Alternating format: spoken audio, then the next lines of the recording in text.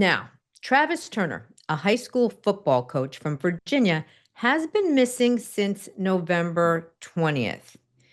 Now, here's the weird thing, you guys. This is truly a missing persons case. What happened? So, Travis is a football coach, high school football coach from Virginia. Apparently, he's a very winning football coach from Virginia.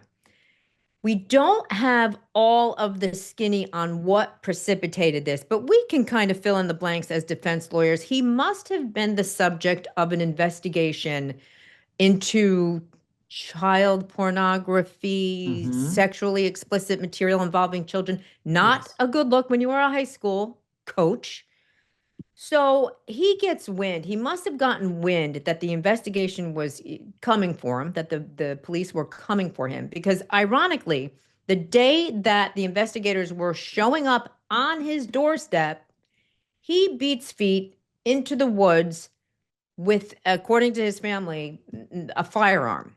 Now, I don't know. They don't say rifle. They don't say handgun. They just say firearm. That was on November 20th. He has not been seen since. And they're looking for him. You guys, they are looking for him. There's a reward, obviously. But they haven't told us. We don't have any reports as to whether, is he paying cash? Did he kill himself? Does he have help? I want to know, is his family full of baloney? Like, they're the ones reporting that he went out into the woods with a gun. But let's look at the source of that information. What do you think is really going on here, Dave? And this reminds me of Brian Laundrie. Remember that case? Oh, Gabby my gosh, Petito? yeah. Sure. You had the family of Brian Laundrie, who was the boyfriend of Gabby Petito, who they said, we don't know where he is. He just took off to the woods, to the swamplands. And the blame was all on the family. And the family may have been helping him get out of town, but they did find his dead body afterwards. He did kill himself. And I think maybe that's what's happened here. It's hard to hide these days. And he's been gone, even though there's an extensive manhunt for him. So I think he probably is dead. This is what you call, I guess, the prevent defense if you're a football coach, because normally it prevents you from winning. This time it prevents you from getting caught, but eventually your body is going to be found. So whether the family is involved, they have to actively help him escape to be an accessory after the fact. It's not enough that they knew he committed a crime and then turned the other way when he left. They have to actually help him disguise himself or get out of town and then lie perhaps to law enforcement. Right now, we have no evidence that that's happened. So first of all, kudos to my dear friend Dave, who came up with the metaphor of the show so far, the prevent defense. I love that. Brilliant. All right. I also think that we're not going to see this guy alive. Okay. And again, I'm not certain, but let me put the pieces together. Okay. First, I think I've handled enough of these cases where they don't just come and have a sense that maybe you've got child porn on your computer and or you're soliciting a minor. Usually it's game, set, and match. They know. He knows they know. He knows his life as he knows it is over. Best case scenario, he's serving prison time. He's a registered sex offender. He is, public enemy number one. His life is over. He knows it. He knows what he did. So he takes off, enjoys the last few days of normal life before he's, the biggest pariah known to man in the prison system, because anyone with these charges are the lowest of the low. He can't spend any time in prison for that. So that's it. We're not going to see him again. That's what I believe. Not alive. I have a different theory, and and yours makes sense. Both of your theories make sense. Something about this case is telling me that somebody else is lying. I don't know that he walked off into the woods with just a gun. Like, if he wanted to die, then he could have walked off into the woods with a gun and we'd find the body already. It happened. He left, according to his family, on November 20th. I think there's more here than meets the eye. And this story, talk about art imitating life.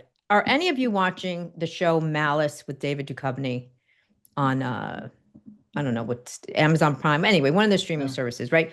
David Duchovny, this high-powered business guy. And by the way, he's getting up there, but he's still got it, David, if you're listening. So his character gets stalked by this Manny, right? This man nanny, who ends up infiltrating his email, sends emails to a coworker, sexually suggestive emails to a coworker. He's totally hacked. But now his life starts to implode. One thing leads to another because nobody really believes that it wasn't him.